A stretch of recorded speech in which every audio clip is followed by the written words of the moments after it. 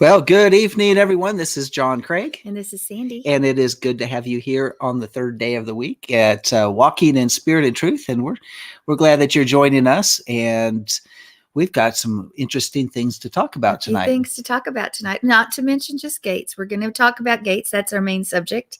But there are a few other things we need to take care of. And just to let you know, John and I are broadcasting right here from Amarillo, Texas. And this is where we co-pastor a church called Life of Worship, a congregation. That's a better word, a congregation. And we just had Alyssa Allewine here, and we're going to have Eddie soon, and we're excited in May. Eddie who? Eddie Chumney. All right. He'll be here in May. What a good friend. And it's exciting. It was a great time of teaching this last weekend. And so, hey, if you'd like to listen to the archives or listen to the messages, let us know, and we'll see what we can do to set you up and hear what Alyssa had to say at Life of Worship this week. That's right. So if you want more information about Life of Worship here in Amarillo, or the conference, yeah, we've got it scrolling across the screen there at www.lifeofworshipamarillo.org. And if you want to email us, just put a LOW at lifeofworshipamarillo.org, and you can email us and let us know what you think.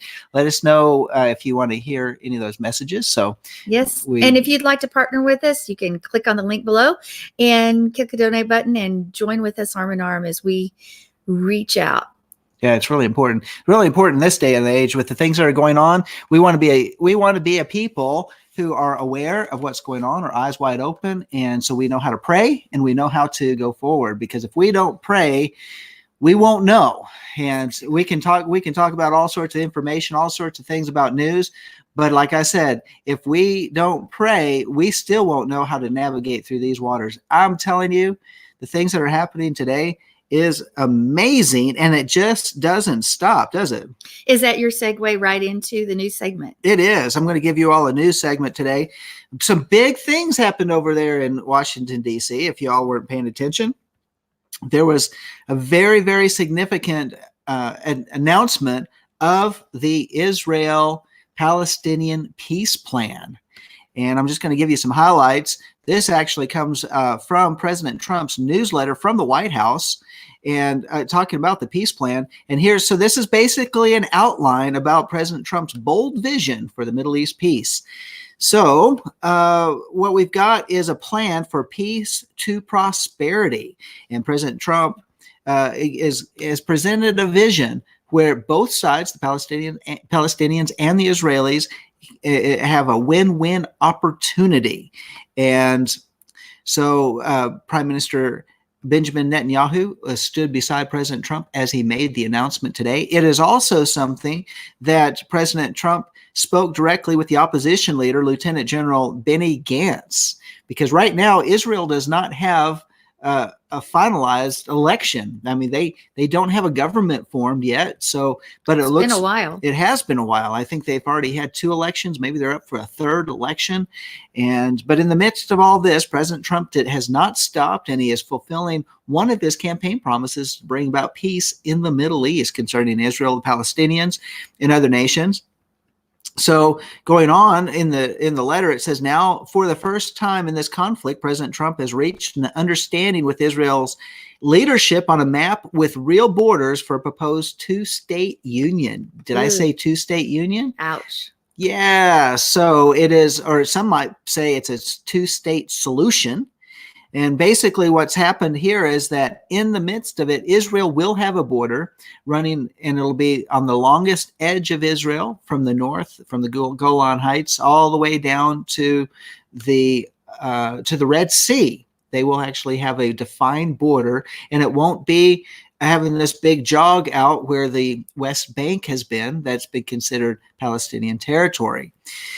So this is really big for Israel to be able to truly have a definitive border to defend.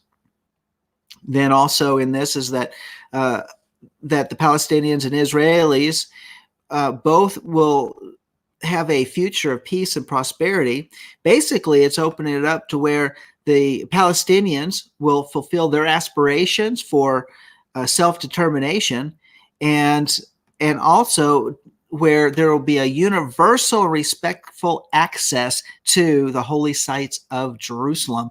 And that also goes to be the other holy sites that are in the land. And one of the sites that they were talking about specifically is Shiloh, where We've been there. We have been there, and that's where the tabernacle was sat for some 400 years or something like that. It was a long time, and that was an amazing site, by the way, where it was located. So, as well as there's some other places in Israel that have been only for in the Palestinian areas, and if you had a Jewish tour guide, it would not be safe for you to travel in there. You had to have an Arab tour guide to get you into some of those sites. So I'm thinking that maybe there might be a little bit more opportunity to visit those sites. Two-state solution. Yeah, two-state solution. Land. So besides the defensive borders, the main what they're going to do is the vision delivers a significant territorial expansion, allocating land roughly comparable in size to the West Bank and Gaza for establishing the Palestinian state. And there'll be transportation links that would allow for efficient movement between Gaza and the West Bank, as well as throughout Palestine. So there will be a Palestine.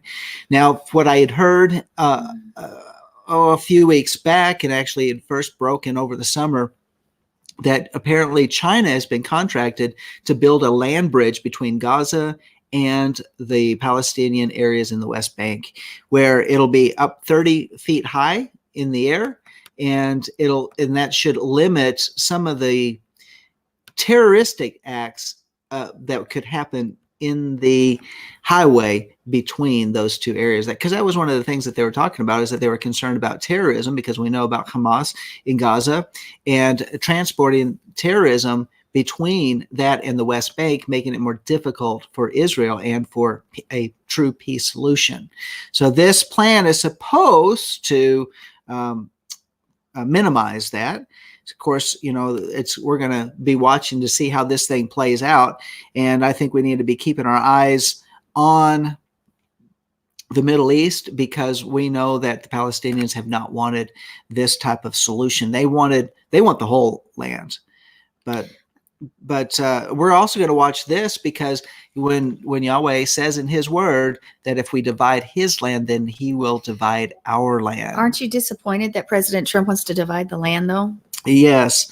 Yeah, it is disappointing that he'd want to do that. His goal was to have a peace solution. And of course, he moved the embassy to Jerusalem. He's done a number of other things that has supported Israel as a nation, and including strengthening the defense of Israel and that type of thing. But whenever we have done things that would lead to either putting Israel in a compromised position or divide the land or something like that, there have been historically within 1 week things that have happened to our own land here in the United States. So talk about what's happening in our own land here in the United States. This is what happened today. And this was over, this is just looking at the headlines at stevequail.com, and where there was a 7.7 earthquake that rocked the Caribbean today. And there were tsunami warnings for Cuba, Jamaica, and more. And Miami buildings were evacuated after that 7.7 quake hit Cuba because of the tsunami possible. And then also they felt the earthquake all the way up into Miami, up into Florida. And so this was a huge earthquake. There was a follow-up of a 6.1, and this was 57 kilometers southeast of the east end of the Cayman Islands. And this is an area where it's what they call the Cayman Trench or Trough, where it's 25,217 feet deep, which is similar to the type of events that took place in the Puerto Rico's deep sea trench.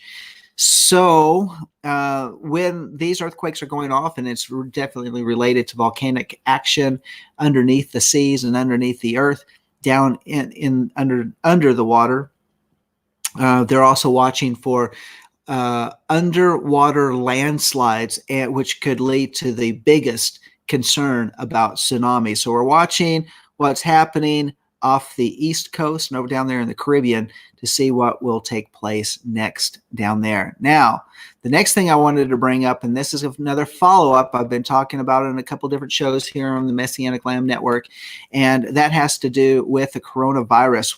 As of today, the university there in Hong Kong over the weekend had indicated that from their analyses, and this is because the truth was being withheld in China, they had come up with possibly up to 45,000 people infected with the coronavirus. Now it has jumped, and China is now talking about over 310,000, I think, is what they had come out and talked about, those that have been infected in China.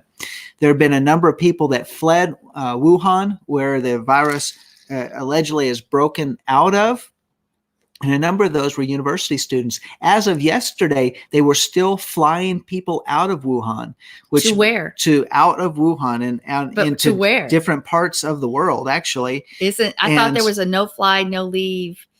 I mean, that's what was reported, is that nobody could leave. Yeah, well, to protect the rest of the world. So what's up with that? Apparently, there's certain elites within Wuhan that were able to get waivers and able to get out of there, from what the information says. Now, the Chinese government is keeping, here's one article over, it's by Mike Adams. This is over at newswars.com, where the Chinese government is keeping the coronavirus infection numbers artificially low by limiting supply of medical testing kits. So in other words, if they were to get dramatically increase the number of testing kits, then which would indicate a higher then they'd find level. more disease. But as long as they don't test, then they can't find it. That's right. And so, of course, a lot of times they're saying, well, this is pneumonia, this is a common cold, this is something else, when in reality, the concern is that this coronavirus is spreading, and those people that are carrying it, now they can carry it and not even know it, because the incubation period can be anywhere from 6 to 14 days, 6 to 15 days is some of the reports they've been saying. In other words, they can show up in the country and they're taking the scans of people arriving at certain U.S. airports, and they look fine, and they're fine because they don't have a fever, yet they're carriers and they are contagious. So these are all indicators, and I spoke about it on Let's Reason Together on Monday, that these are all indicators that this is a weaponized virus. And and what does that mean? So in other words, a weaponized virus means it's been being used directly for two different reasons. One, to cull the population, because one of the things that we talked about here on this show a few months back was about food shortages. And well, what do you do when there's food shortages? Well, limit the number of mouths to feed, and then you'll have supplies available. And we'll get back to about food shortages in just a few moments. But this incubation period has allowed a lot of people to come in, and especially if they're only scanning for fevers or those people that might have a cough as they enter into the country, those symptom-free people will be able to come in and then infect people in our nation. And now they've got reports across the nation, Tennessee, Texas, California, Washington, are some of the places off the top of my head where they have confirmed cases. And yet there's even a lot more people that have come in from the Wuhan region since in the last week, since this thing has actually hit the mainstream media and hit the news. So talking about food supplies, what's happened is in China, of course, they've completely wiped out, in Wuhan in particular, but there's been a number of other cities that they are having cases diagnosed. They are actually locking down multiple cities. They've dumped soil, dirt on roadways where vehicles cannot enter or exit. People are under the threat of being shot, whether they're coming in or going out. Except for the elite. Yeah, except for the elite. And those people that are coming in, they're just desperate for food. And the people that are trying to get out. They're trying to get away from the virus, but they're desperate for food. Now, today, what they were doing in Wuhan is that they were actually using aerosols of disinfectant and antibiotics, and they were spraying fogs of this in the air in order to kill it, because they've said that this is an airborne virus. This city of 1 million people, it might be 9 million people. Anyways, it's a huge city. There's nobody on the streets. And because everybody is sheltering in place. Okay, you said it's airborne, but I thought that if you touched a doorknob, it would still be there 14 days later. Yes, so which is it? It's both. So if someone that's infected touches a doorknob, shopping cart, and bathroom lock on the door in the public bathroom, or the toilet handle or something like that, they're gonna pass it on. And so there's a lot of different. So 14 days that virus is going to sit there.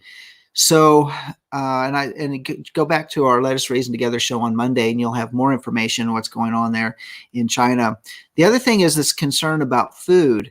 And what's happening right now in the United States is that all of the food suppliers that have the long-term storage food are running empty on storage. They don't have the supplies, and they don't have the supplies to resupply.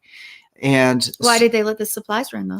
Well, it's because people all over the United States are recognizing that if they shut down certain cities that start having breakouts here in this country, and people are going to have to shelter in place, or they have a medical imposed martial law where they tell people you cannot leave your house, and that people are stocking up on food to where they can survive anywhere from 2 to 4 weeks at a minimum, and even all the way up to. Yeah, but that doesn't explain why the big supplies aren't there. And it could be up to 6 months, by the way.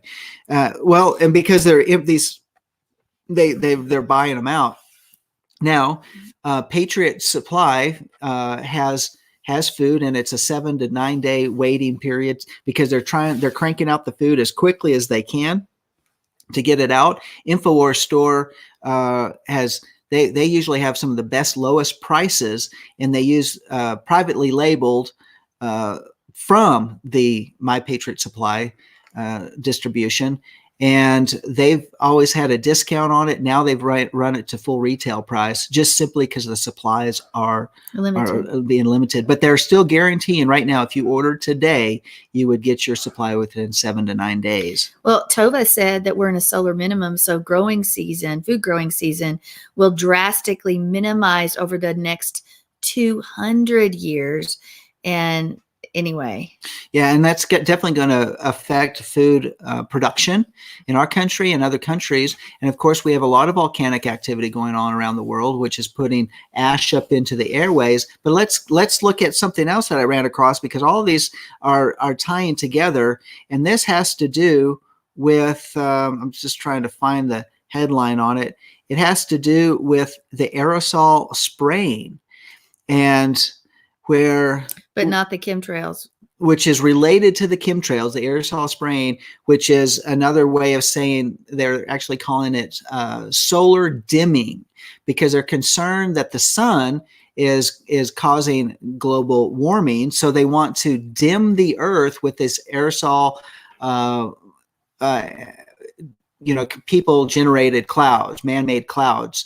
And what is that going to do? Well, it's going to limit the amount of sunshine where you can get a natural source of vitamin D3, where your body makes its own vitamin D3 from the sunlight. But if it's dimmed, then your body's not going to be able to produce it, which is D3 connected with K2 is some of the best defense against the common cold and flu and all of that. That's why those things are so prevalent in the wintertime. But if they dim the sun, it makes people sick. Well, I thought it was so interesting. Halissa, while she was here this weekend, she talks about going in the morning and in the evening sun.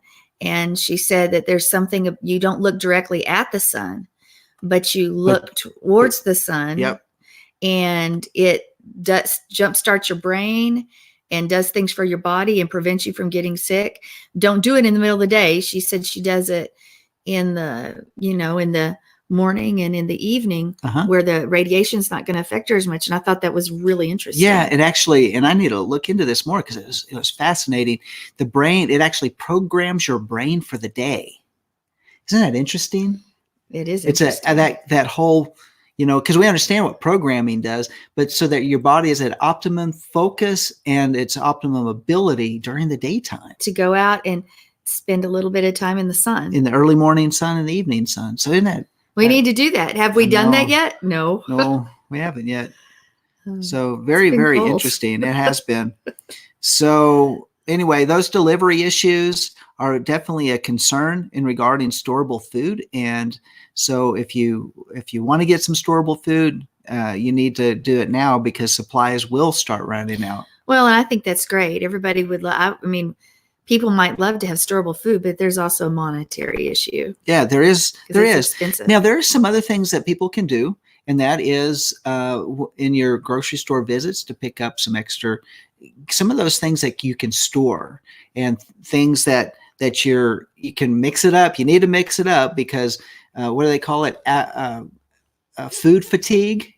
You don't want to just get a whole bunch of beans. Say, I'm going to live off of these beans because I'm going to tell you it won't take long to have food fatigue. And you're just like, I can't eat another bite. So you want to vary it up and have a number of different things. But there are some things that you can get from the local grocery store. And if you're on a limited budget, at least to be able to have something to eat, even if it means ramen noodles, which I know a lot of them is not clean and they got chemicals and that sort of stuff. But look, you can buy certain things very, very cheap that could at least provide some type of sustenance and calories that you need to perform during the daytime. So these are just things that are taking place right now that we need to be aware of. This is not to fearmonger, but to say these are the signs of the return of Yeshua. Now, what I find is very interesting as well is that when Gil Broussard was here at Life of Worship in Amarillo several years ago, talking to us about what he calls Planet 7X. Others call it Planet X or Nibiru. And he was talking about how it's going to come back in and basically what it'll do and how it fits up and it aligns with a lot of the things that we see in the book of Revelation. And he said, when it's about to come, he said, expect martial law. Expect martial law, that there'll be a time that they'll want martial law. They'll want martial law, and they're going to come up with a reason and an excuse to shut everything down and to keep people in their homes and to where when this thing comes in, they'll be less likely out on the streets rioting or causing issues or problems, and they'll be more controllable, easily controlled population. And I wonder, are they going to use this? Because the whole aspect that I'm looking at, and you call me a conspiracy theorist or not, is that this has all the signs of a weaponized biological disease. And guess what? The Bill and Melinda Gates Foundation have come out and said, guess what? We have a vaccine. Oh, and it takes months, if not years, to create a vaccine. Yet after just a short period of time, they have one like a week because it was already released on purpose. Yes. Yeah. And, now Ken, let's couple this with some other things that are going on. The Virginia Congress, we've been talking about Virginia, what's going on there with the issues, violations of the Second Amendment. Well, they are continuing their gun control frenzy here on the Steve Quayle report, and where they have 9 more bills, and they're ignoring the massive protests of the red flag gun laws, and that passed, proving that they don't care at all about the opinions of the people. Weren't of they Virginia. Elected by the people? They were, but they're not listening. They're acting as tyrants in Virginia, but it's We've mentioned watch Virginia, because if Virginia is going to do it, watch and see what other states are going to do it. Well, I don't know that I want to hear this. Connecticut and Washington State are picking up several similar bills, and Washington State is trying to push the same type of bills through their state governments. So how, what's very interesting is that if this thing is as big as it is, and recently in Kansas and Nebraska, they had these secret, highly classified meetings that dealt specifically with the continuity of government. And why are they having continuity government meetings in Nebraska and Kansas? Well, if they have to move the nation's capital, I thought they were already moving it to Denver from the coast, then Colorado. they may be moving some of the government possibly to Kansas and Nebraska, which would be safely inland, and they do have plans for Denver, Colorado as well. So why would that happen? Well, it has to do with all of these earth changes, all of these things that are taking place. And again, what are these? These are signs of the coming of Yeshua the Messiah. And so we've read about it. We've talked about it for years. Well, it's not just coming. It's here. It's at our doorstep. And so we need, this is the time that we press in. This is the time that we press in to hear the voice of the Spirit. I've talked about this on this show on many occasions, how it is so important for us to know the voice of the Holy Spirit, where we hear that voice behind us saying, this is the way, walk in it. Now, a lot of times we like to equate that as saying, this is the way of walking in Torah, the halakha, walking out our faith. But it is also very, very practical, where he's going to give us specific directions as what to do. Do you stay in the city? Do you go outside the city? There are some people that are actually already beginning to make their move to their bug out locations. Really? And I've heard some reports about that, just so they can get ahead of the game, because at some point in time, if it gets to that point, they'll shut down the internet, and the only communication is what they want you to know. Basically, if they can cut off communication, then people won't know what's going on, and they can control people. Again, it's another population control issue. Will it happen under President Trump? Well, I think there's forces into play and contingencies that were already established, going back to not only Obama, but all the way back to the Clinton era, where they set these things up, and they've just continued to have those executive orders by which FEMA, Homeland Security, and these other agencies would be ready to enforce martial law and how take do you control of avoid? issues. To me, the safest place of martial law comes down is you want to be away from the city. Yeah. Well, and any then city, and any population area. And if you really want to know how bad this is with the coronavirus, they ran out of supplies in China, and they have come to the United States. I spoke about this on Monday. They have come to buy up all the supplies in the United States to ship them over to Then China. what do we have? And this is for N95 masks, which, by the way, the N95 mask, which just covers the mouth area, is not sufficient to stop the coronavirus, because you need eye protection. And doctors in China have said they were wearing face masks, except their eyes were not protected.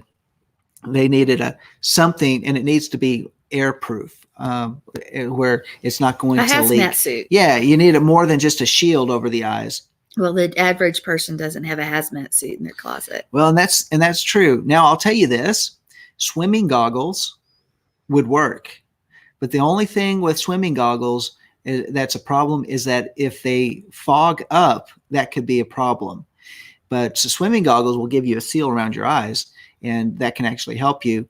But the thing that you really need is you need a full face mask. And then the other thing is you need to get on the internet, and you need to do some research. You need to maybe buy some books, get together with some professionals about how do you take the mask off after you've been in an area that's been infected, because most infections may not come because you're in the area, because you're properly sealed up. It's when you take off the garb that will where the contamination will take place, because the virus will be on the clothes.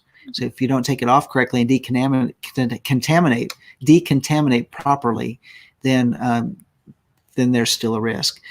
So it's about being smart. It's about educating ourselves, and now's the time to do it. We've got time, and we don't need to panic. When you got time and you have a plan in place, then when things take place, you can be protected, you and your family. a lot of information. Just wanted to throw it out there. And you went so fast. I wanted to spend a little bit of time on Israel, but you brushed by that one. Well, we can revisit the Israel thing. Anyway. But anyway, there you go. And we should let Mark know about the first 30 minutes of the show so that way he can. Really, you want to do that here on air? Yeah, he can put it on a Four Corners News as well. Okay, look for it on Four Corners News. Well, we have been discussing gates and have gone through all sorts of aspects. Gates, narrow gate, wide gate. What do gates mean biblically, spiritually? And now we're going through the gates of Jerusalem. And in the old city, but there are somewhat corresponding gates in the modern day city. And we're looking at those and seeing if they have any kind of spiritual meaning to our lives. Also, any prophetic meaning too. And I've decided if we'll do the prophetic meaning as a roundup at the end. I'm not sure. But this week, we're going to be looking at the fish gate. But before we get there, just as a reminder, let's go ahead and read Nehemiah 3. In fact, just as a review, let's go ahead and start with verse 1 through 5. So Nehemiah 3, 1 through 5. All right. So verse 1, then Eliashib, the high priest, arose with his brothers, the priests, and built the sheep gate. They consecrated it and hung its doors. They consecrated the wall to the Tower of the 100 and the Tower of Hananel. And next to him, the men of Jericho built, and next to them, Zakur, the son of Imri, built. And the sons of Hassanah built the fish gate. They laid its beams and hung its doors with its bolts and bars. The next to them, Meremoth, the son of Uriah, the son of Hakaz, made repairs. And next to him, Meshullam, the son of Berechiah, the son of Mahazabel, made repairs. And next to him, Zadok, the son of Baana, also made repairs. Moreover, next to him, the Tekoites made repairs, but their nobles did not support the work of their masters. All right. So just as some background, as a reminder, Nehemiah, he sees the devastation and he weeps over the city, and he goes to the king and asks for a mandate to rebuild the ruins. And then as for the ruins, at different times in history, there have been different number of gates, but they're basically the same. And we're not talking about the gates of the city just 1,000 years, or not even 2,000, or not even just 3,000. Over 3,000 years of history from the time of the Jebusites onward. And the gates actually tell a story. They tell a story about the people, revival, walking away, following Torah, not following Torah. So you see this ebb and flow, this sort of history written in the gates and the walls of the city. And it tells the story. And it's just as we talked about, those gates many of them are full of bullet holes, of the reminders of wars that passed. And you may say, well, weren't those gates taken down? Yeah, but they rebuild on the ruins of the last gate. And so you see history. You see history throughout those places. And when we went through the sheep gate last week, we talked a little bit about how that Yeshua is the gate, and we are the sheep of his pasture, the people of his pasture, but also how we need to spread light. It also talks about the sacrifice Yeshua made on the stake or the cross. And it was really the starting point of everything. That sheep gate was where the sheep went through, and where we to go through the door, the gate, Yeshua. Anyway, so when we look at the fish gate, when you first hear it, at least in modern day society, you go, fish gate. That's a weird name for a gate, right? Yes, it is. Like, ooh, fish. At least, around here, you have a gate. They usually name it after somebody. It's like a memorial to somebody. The Johnson Gate or whatever. Well, we know the sheep gate was for sheep. So, yeah. But there they named it. basically because that was probably what came in through that gate.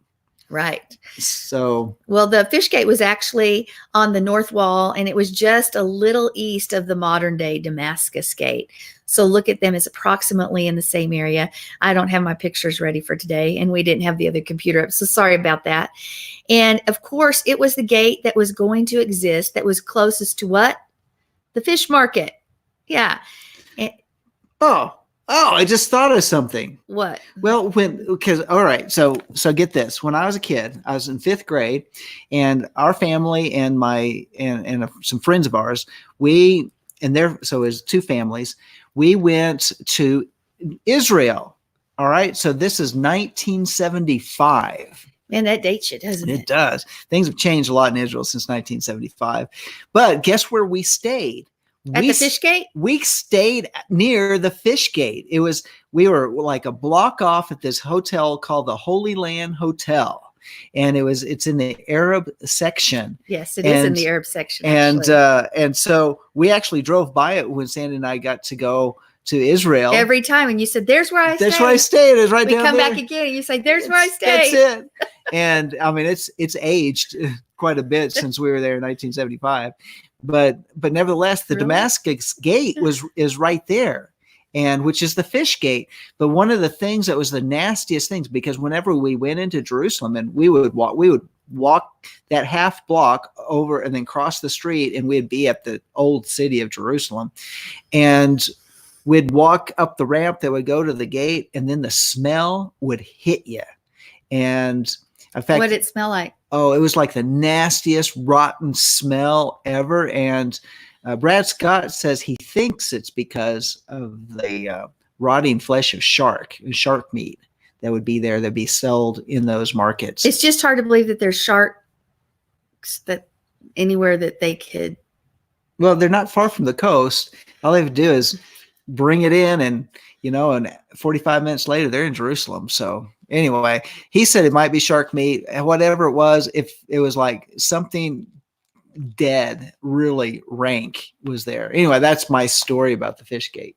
Thank you for that. Yeah. But when we went and we entered the city, when we were there and we went into the old city, we went in through the Jaffa gate, which is over in the Jewish quarter. And it was nice. It's very nice. There's no odors over there. Yes, we've talked about that on the show before. Yeah. It's completely different. Yeah. Can tell what part of the city the old Jerusalem you're in. Based on the smells. Based on the way it looks and the smell. Absolutely. Yeah, exactly. Well, anyway, at this gate in the north, on the north wall, just a little east of the Damascus gate, it's believed that the fishermen from the Sea of Galilee and the Jordan and whether they be Jewish or Syrian alike, used the gate to bring in fish and even some meat. And there's several aspects as to the spiritual meaning of the fish gate, and we'll talk about that. You think about the sheep. If you come as sheep, talks about the journey to the cross. It talks about salvation, quote unquote, and redemption. What's the next thing you do? Well, we'll talk about that then. All right. Because to me, when I first think about the sheep and fish, you come to knowledge of the Torah. And what's the next thing you wanted to do? You wanted to tell everybody. You want to go fishing. You want to go fishing. Yeah. Anyway, there you go. Just think about that. And we're going to expound upon that here shortly. But you can say that the fish gate sort of means like the preaching of the word, the following of the Torah, because you're fishing for men. And maybe it's that after our redemption and we begin to follow him, we're supposed to make disciples of men. I don't know. Some of those, that's probably why it's a really good reminder. Fish are smelly. Got to get them, bring them in, clean them up. Just saying. I'm sorry. I'm just saying because that Damascus gate, that fish gate, is smelly. I'm right. I just keep going back to that. Sorry. Well, why don't we go ahead and read Matthew 4:19. Matthew 4:19. We may refer to it. Everybody knows this verse, or at least you will when we look at it again. So, Matthew 4:19. Okay, you with your electronic Bibles have probably got me beat today. Ding, ding. 4:19. And he said to them, follow me, and I will make you fishers of men. Not fissures, but fishers. That song I learned as a little kid is now going through my brain, right? I will make you fishers of men. Fishers of men. Yeah. Yeah. Anyway. Yeah. I haven't heard that for years. Well, I just heard it now in my head. So now everybody got to hear it. Yay.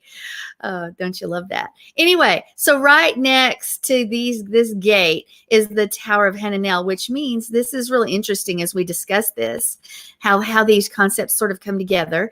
But the Tower of Hananel means Yah's mercy. And then there's also the Tower of Me'ah, which means 100. Now, immediately when I think about that, my mind starts going, we're talking about sheep and fish and 100. Yeah, kind of like the 99 and the one lost one. So the 100. Yeah, we may talk a little bit more about that too. Yeah. So anyway, if we understand the meaning of those two gates, and then we do go to Luke 15, verses 3 through 7, it does start showing this spiritual journey that we have with both of these gates together, first and second. So is Luke 15? Yes. 3 through 7? 3 through 7. I got it. Okay, I'm going to read it. Yeah, homeschool. Yeah. All right. And he told them this parable, saying, what man among you, if he has 100 sheep and has lost one of them, does not leave the 99 in the open pasture and go after the one which is lost until he finds it. And when he has found it, he lays it on his shoulder, rejoicing. And when he comes home, he calls together his friends and his neighbors, saying to them, rejoice with me, for I have found my sheep, which was lost. I tell you that in the same way, there will be more joy in heaven over one sinner who repents than over 99 righteous persons who need no repentance. The reason why we do this for homeschool, it's because of a youth thing that we took our youth to. It's never gotten out of my head. It's never. And they said, so they talk about all these kids, they go to public school or whatever. And then there's the homeschool kids. And so they said, because they're all kind of scattered, onesies, twosies around. And then they said, and all you homeschool kids, and they would all do that. That's a real bit of a rabbit or a squirrel. I know, it's totally off track. Totally. Here. All right. Totally off track. So when you do that, then you say homeschool. Just saying. Now okay, I'm ignoring you. All right. So we're going to go on. And Why? And so we're talking about the sheep gate. Now we're talking about the fish gate. Now we're talking about, as well as when you lose one sheep, one from the 100, 99 remain, but one is lost. And you sort of think that the word says in John 10:27 that my sheep will hear my voice, that they will know my voice. And so you have the shepherd going out to just find the one to make the flock whole, because the flock isn't the same. We need each and every person in the flock, or sheep in the flock. So anyway, why would a sheep leave the fold? Why would they leave the fold? I mean, that's where because sheep flock together. They do flock together. But every once in a while, it must be the grass is sweeter on the other side. Or perceived to be. Yeah. I don't know. We see that happen amongst us as pastors all the time. People just walking away. People just kind of wander off. They kind of disappear. Or sometimes they really wanted to do something and they were really excited about that. So we give them a chance to do what they've asked to do. What they asked to do. And then they don't ever come back after that. I've never understood that. But, well. Another rabbit trail. Are you just wanting to go other places tonight? Sorry. Anyway. Focus. Now, also, when I think of fish, and we may explore these concepts a little bit, I think about the apostles, the disciples, when they had 153 fish. That has some meaning to it. I think about this fish gate makes me think of all of the parables or the experiences in the Word about fish, especially in the Brit.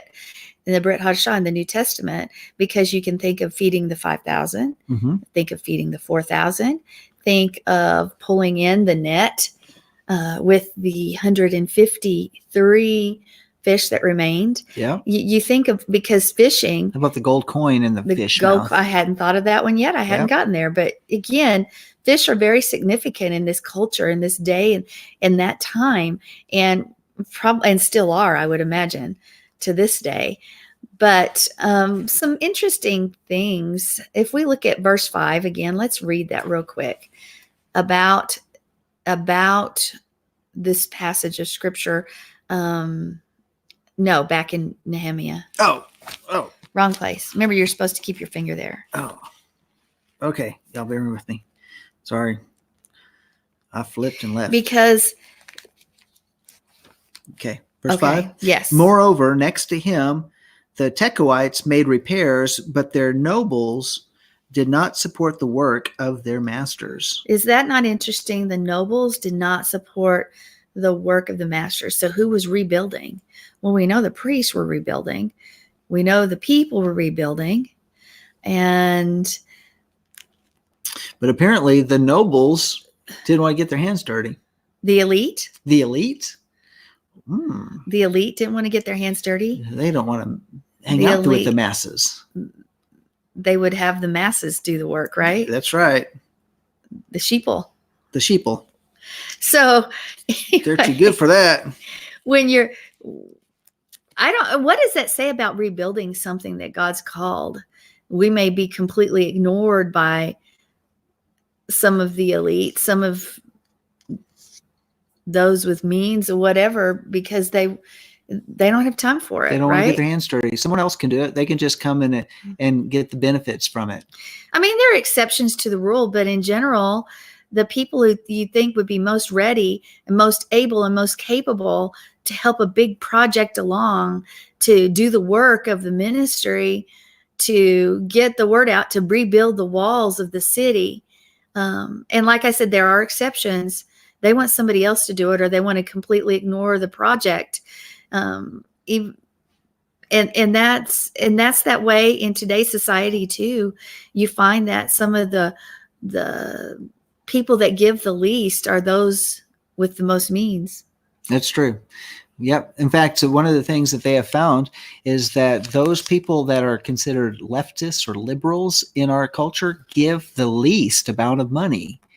And here in the United States, they will say that they are generous and they need to give, but they have found that they are the least generous people, and that the people that are the most generous are the conservative people, and those that have less money are the most generous people. So it's kind of like the widow's mite, where the lady who gave all that she had for the treasury. She gave all she had. There's more to that one too. Yeah. There's a lot more meaning to that.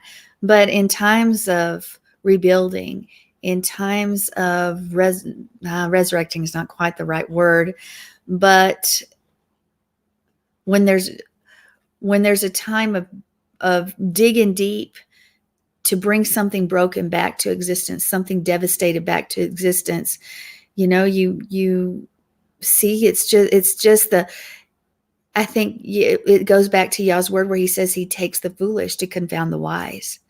That vision is given to that young man or that girl or that small congregation to do something big and something amazing, because it would show that who gets the glory. It's Yahweh. Yeah. It's not man. It's not because man had the means, because then though we become totally dependent upon him. And we look at that even down throughout history in revivals in South America. Where was it? It was in the barrios. It was in the slums. And John Wesley, when his revival was in England, it was the coal miners, right? The working class, New England, and the middle class, the working class, they're the ones that do a lot of the groundwork out there. They're a lot that carry the vision, and that Yah uses them. And I think it just goes pretty much along with the scripture that the noblemen were reluctant to do anything. Well, They didn't support the work of the masters. Yeah, think about the rich young ruler who asked Yeshua, "What must I do to be saved?" And Yeshua says, well, he goes through and talks about different commandments. He says, "I've done all of these from my youth." And he says, "Well, then go sell everything that you have and follow me." And the young man walked away dejected. And that's people. We need to recognize that it's not what we.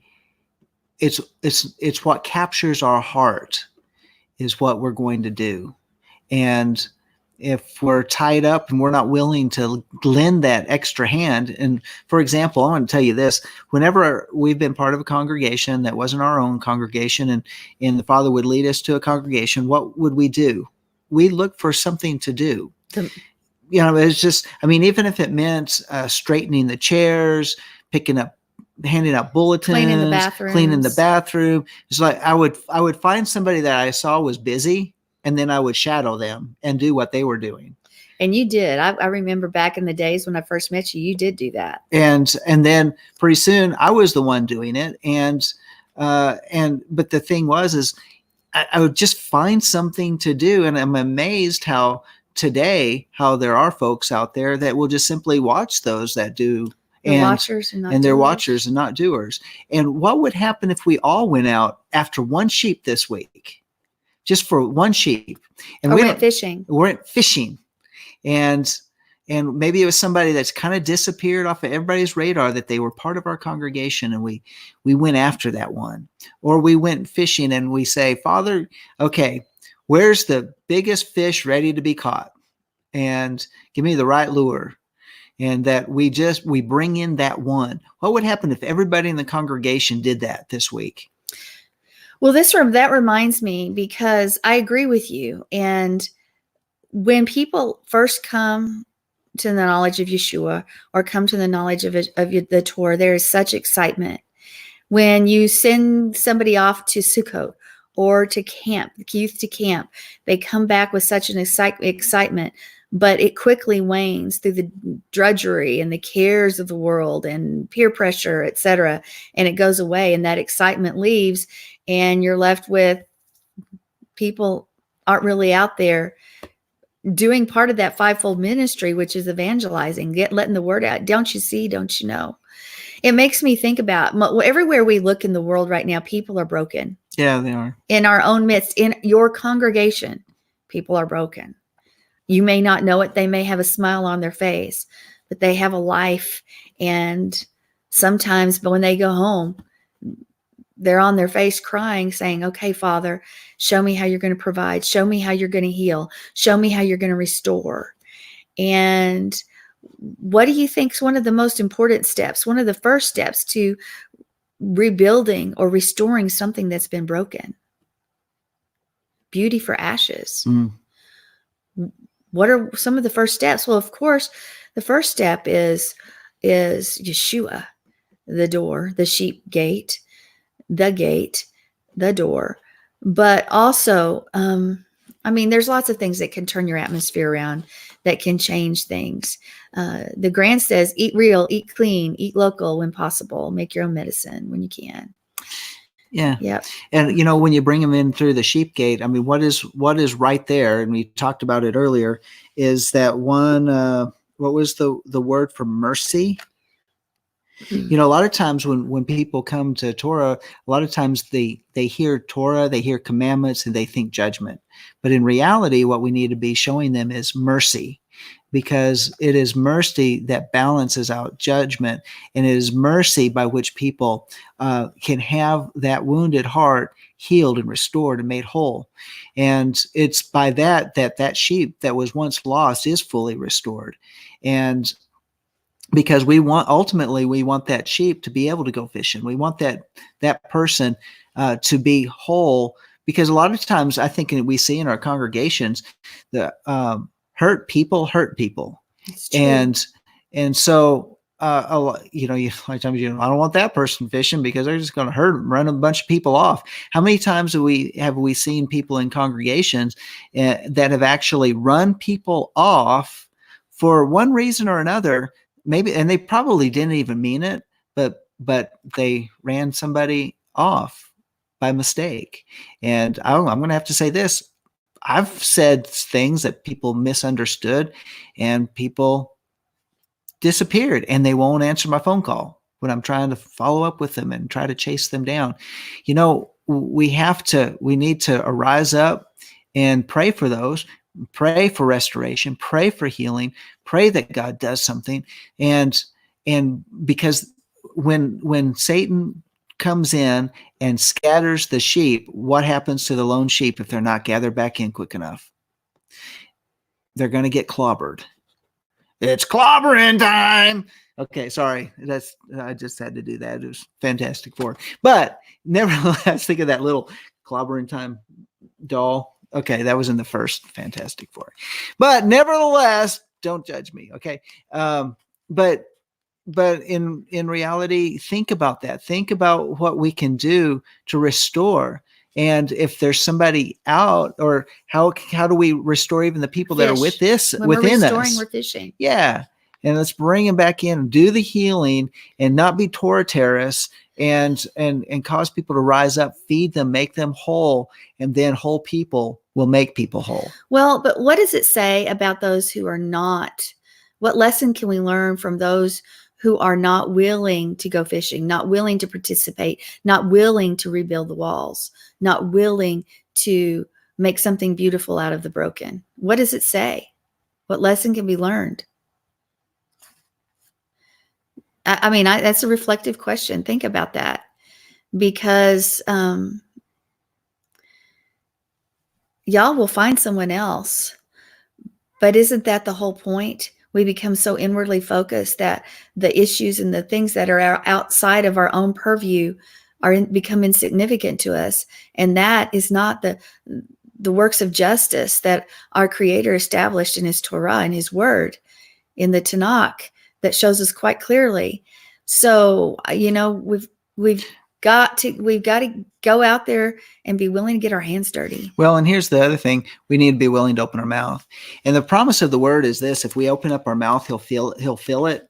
So a lot of times we think that we've got to be polished. We have to know what we're going to say. We've been programmed in our culture that you got to be, ready to speak on some of these things. If you're going to be a witness, you need to be prepared, and you got to be able to open your mouth, and they're like, that's intimidating. Some people don't want to talk in public, but they will have conversations with people.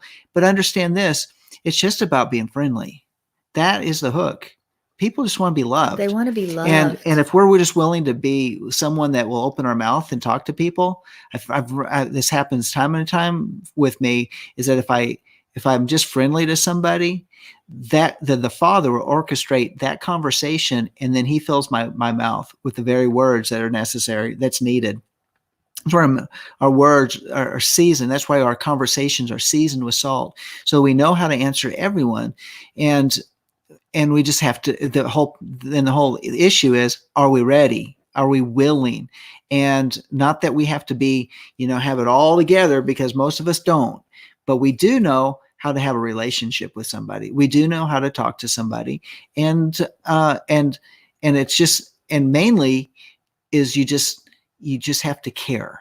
You have to show somebody that you care. They don't really care how much you know until they know how much you care. I mean, that's exactly right. It's another phrase. I don't mean to just throw it out that way, but it's really a truth. And people just want to know. And then if they find out that you're interested in them, they'll be interested in what you have to say as well. Well, and I think about this when you were saying that, is that the fish gate, the fish were taken through that gate to market. They were taken through the gate. The fish didn't walk or swim there. They had to have somebody that would come alongside and carry them. The people out there, they want to know that the words people say match their actions.